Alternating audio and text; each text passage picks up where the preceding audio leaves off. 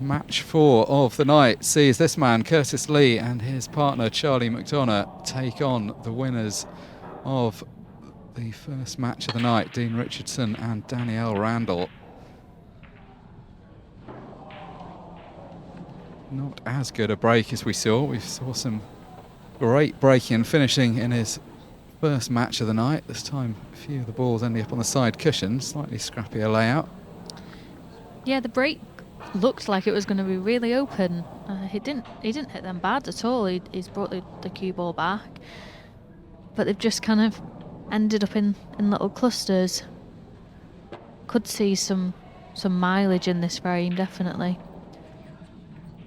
So much so that Danielle has decided that she's not going to go for anything. Not that she had much to go at anyway. But yeah, a lot of the balls are tied up in this frame. This matchup where it's winner v winner is always an important one. It's always the fourth match of the night. I think here it's pretty obvious the way this game has played tonight that these two have looked like the teams that have found their games the easiest, so they're going to know how important this match is. One of the things that's been really impressive about Charlee McDonough and Curtis Lee is how relaxed they've looked, whereas I think Danielle and Dean do understand the importance of the occasion. They've both won silverware for Ultimate Pool. Dean Richardson, a winner on the Challenger Tour already this season. Danielle Randle, a previous Women's Pro Series winner. Or Women's Series winner. I think she won a couple of years ago just before the Women's Pro Series was started, but she's been a stalwart of that Pro Series.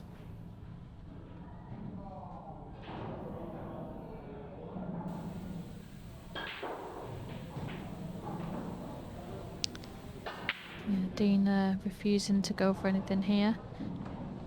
I think sometimes there is an argument to get a colour set and then play safe, but at the moment the colours are very 50-50, so I don't blame Dean there for not wanting to pot ball.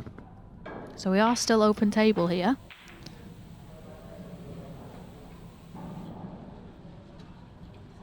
Curtis decided that he's trying to make something happen there with yellows. Yellows do look the favourable set, with the two reds that are quite dead on the left-hand rail. The yellows do look nicer.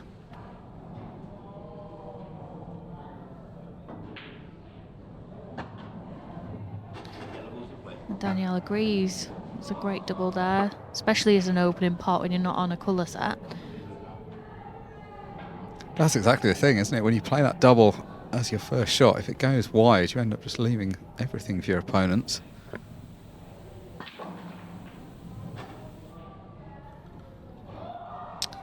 And that's a brilliant shot there from Dean to open everything up, and now it looks like a completely different frame to what we had a few seconds ago.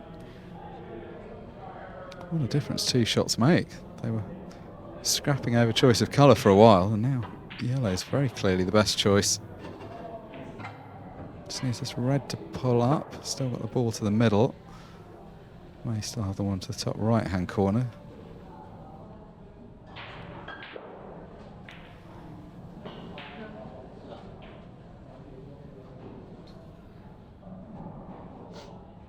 No problem with the pot here, it's just not the ideal position, which is why he's ideally not have wanted to play it in quite this order.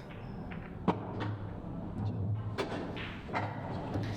that's come out probably as good as they could have wished for. Dean knew who was going into those two reds there.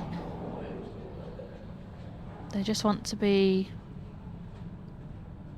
They're probably conscious now that they need to get this finish because they have developed Charlie and Curtis's only bad balls on the table.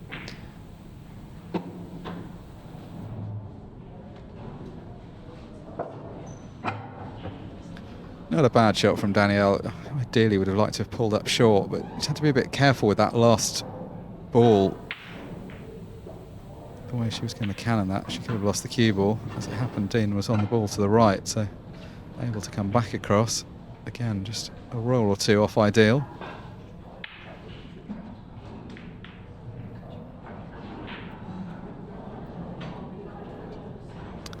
I wonder if Danielle's thinking about taking the double here. Looks like she's gesturing back and forth. I think she's thinking the thin cut, but yeah, you can certainly make a case for the double. It's all about the white here. It's going to be pinging across the table. Oh, that's a good shot. She was never going to get perfect on the 8 ball, but just getting back over to the left-hand side and making the pot was the priority there. Yeah, and this is a tester here for Dean. We saw in the first match that Dean played a solid second to last ball, and that's a great 8 ball there. Under pressure, knows if he misses that, then the frame is pretty much gone because the reds were completely in the open. That was a really good frame there from Danielle and Dean, really well worked out, especially to develop in those first couple of shots. Kind of turn the frame around. And those are the clearances that really give you the confidence, because those balls just weren't quite ever in prime position. They had to develop the balls at the beginning, and then they were just always chasing the position a little bit. They just always seemed to have the answer. And what a good black it was in the end from Dean Richardson. It made it look easy, but a lot riding on that shot.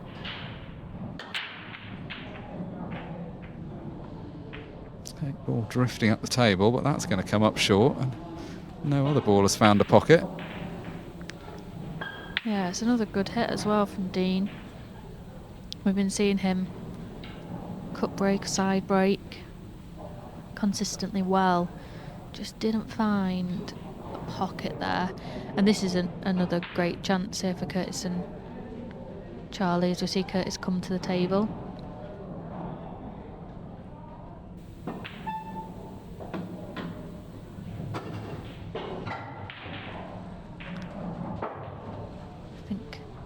Charlie would have liked a couple more rolls there just to make this a bit more comfortable for her.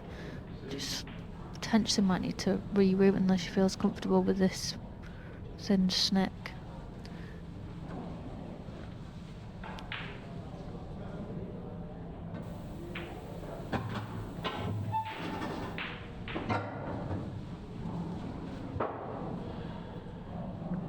Charlie's second year playing in this mixed pairs.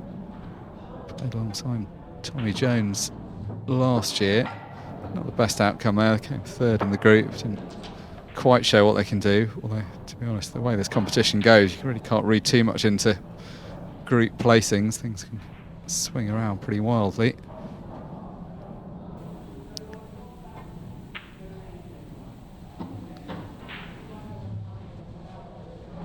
Yeah, that's another good pot there from Charlie. I think the way that Charlie's taken these, she's kind of had to reroute, and she's left the ball at the top of the table as her last ball. So this transition shot with the traffic is not easy. She's going to have to try and play this with right hand side just below the middle bag to come across. Yeah, just got that wrong there. That was going to be a tough ask, wasn't it? It wasn't the pot that was difficult, but getting the cue ball up to the top end of the table for that last red was very awkward. That's really the only mistake I can remember her making, and that was only one under pressure because of the difficulty of the shot. You've got to say, Dean's potting has been of the highest order in this match. It's not a good outcome, but it was a very well struck pot.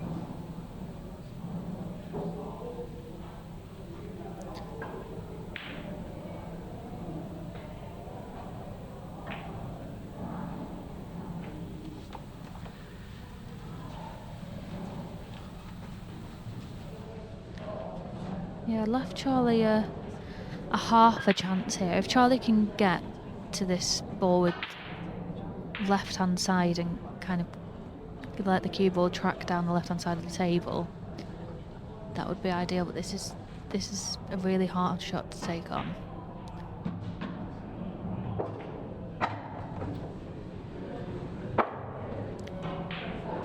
Didn't play it with any side, which implies that the red does go into the left centre, but from the overhead it doesn't look like it does. She'd have much preferred to have potted that yellow that she's queuing over. Oh, how good a shot is that? That could easily be the shot of the night. What a brilliant piece of cueing from Charlee McDonough. That was an unbelievable shot because the overhead suggested Charlie didn't actually have all of the pocket either. If she makes this 8-ball now, this is an unbelievable out. Commentator's curse there, I think. She's going to be so annoyed with that. She's done so much work there. It's not a bad spot. There's pressure with the 8-ball over the pocket, but felt like she deserved that one after the previous shot.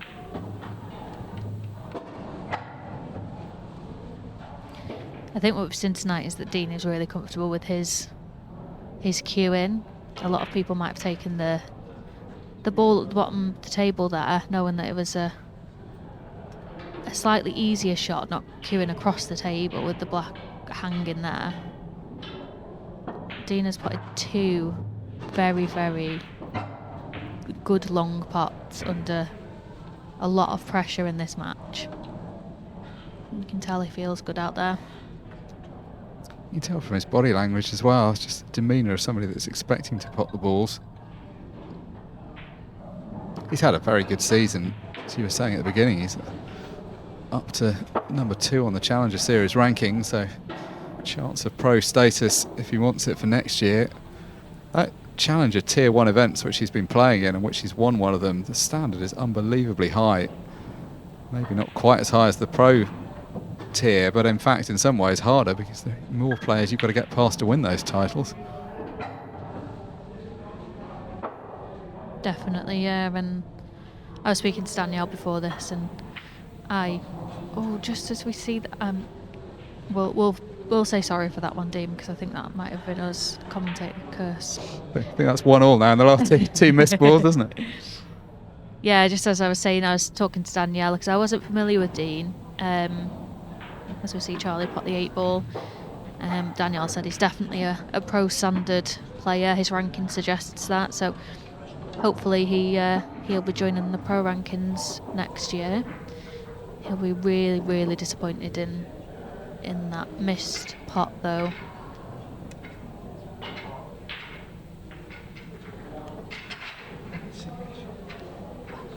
Yeah, that wasn't really where you were expecting a miss to come from in that frame. It looked like he'd found a way of unlocking the balls. That was such a good chance as well, because anytime your opponent misses the black and leaves it hanging over a pocket, you get a good chance for a counter clearance. You really want to punish them. Yeah, very similar way to Dean. This is a man who just looks very at home out here. He may not be used to this format and these rules, but he's such an accomplished player. I'm going to stop saying nice things about the players now. Yeah, that was straight enough. Hit them well again, but yeah, it's unforgivable with going straight enough either in the middle or the corner. Really, really nice layout for Danielle here as well.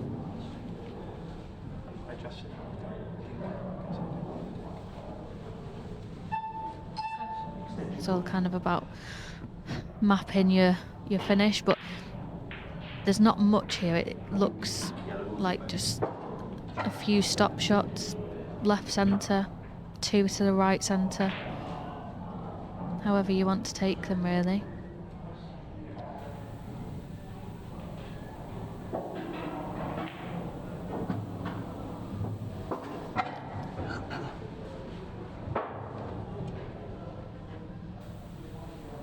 Just wants to be mindful of where the yellow near the 8-ball goes and what pocket she wants that in.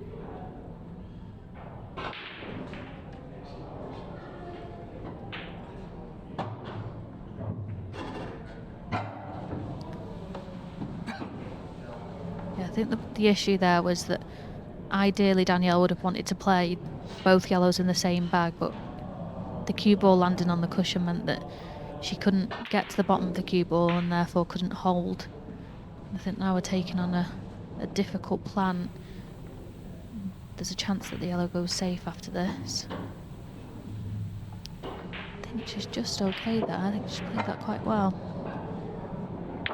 That's a great outcome if that ball stayed in play. It was a difficult enough plant, but every chance, as you say, of getting stuck behind the red.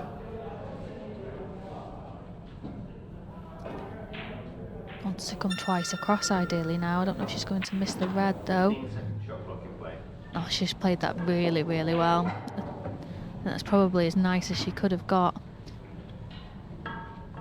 She can play this now and try and float through the gap of the two reds with a bit of sides to come top cushion, right hand cushion.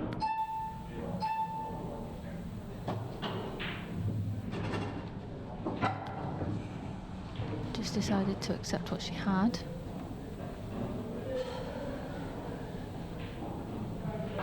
Can she see the posse angle? I think she's going to have to play with a bit of side to make this pot. With a bit of side even to hit the black in the end. That was a shame. It felt like she deserved the frame based on the body of work up until then, but just couldn't quite get good shape on the 8 ball. Yeah, and the shot that I described there, I was assuming that was on, but still a difficult shot to find the gap and then also to kind of fling the cue ball over to the right hand side of the table as we look was always going to be difficult. I think what we're seeing here is Curtis probably isn't as comfortable on the 15 seconds.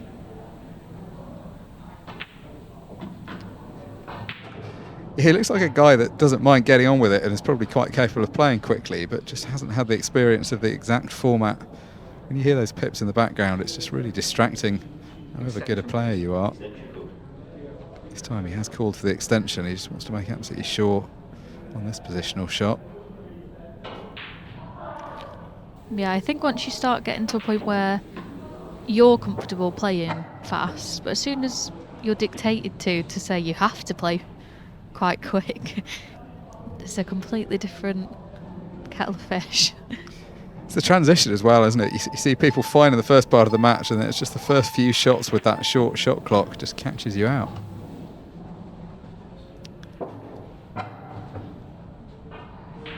He just wants to take this to the top right and stop the white where the red is.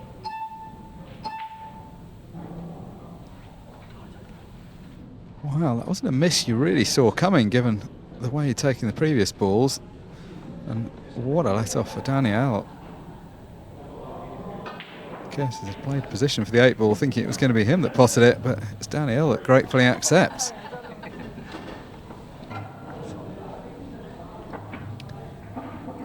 Yeah, that was a big sigh of relief from Danielle.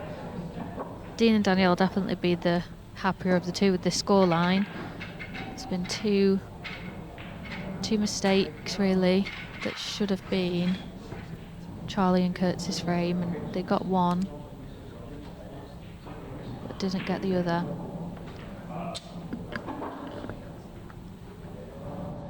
So important, this match. It's very difficult still, even having watched the best part of 4 matches, to give an educated opinion on who the likely winner is. But you'd obviously have to say it's going to be the winner of this match, because they're going to be the ones sitting at the top of the table. All results still possible. It's going to be tough for Curtis and Charlie to get a win from here, but not impossible. The draw very much in play still.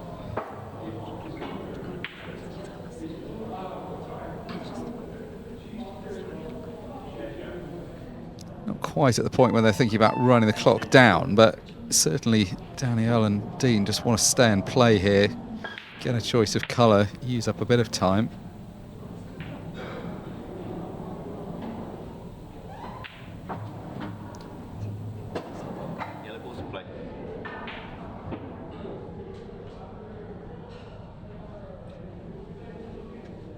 Back to Scotch doubles for this 4th frame.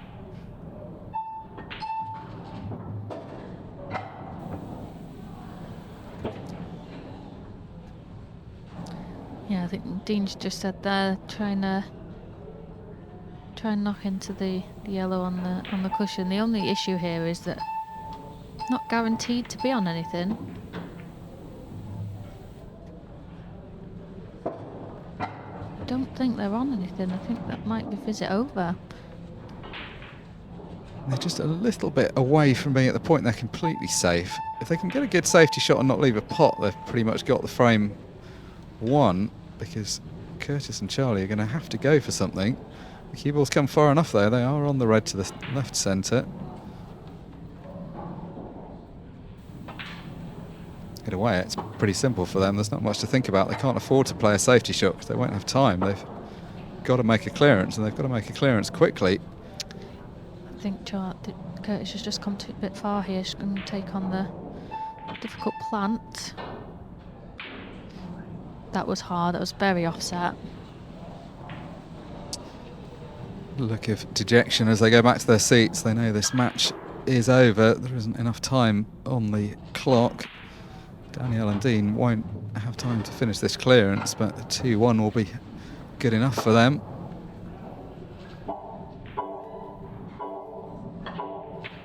And as the chimes count down in the background, it is the pairing of Dean Richardson and Danielle Randle that take the win. 2-1, a hard-fought 2-1. Wasn't a guarantee anywhere until the very end of that match, but they will be delighted, and it is they that go top of the league table.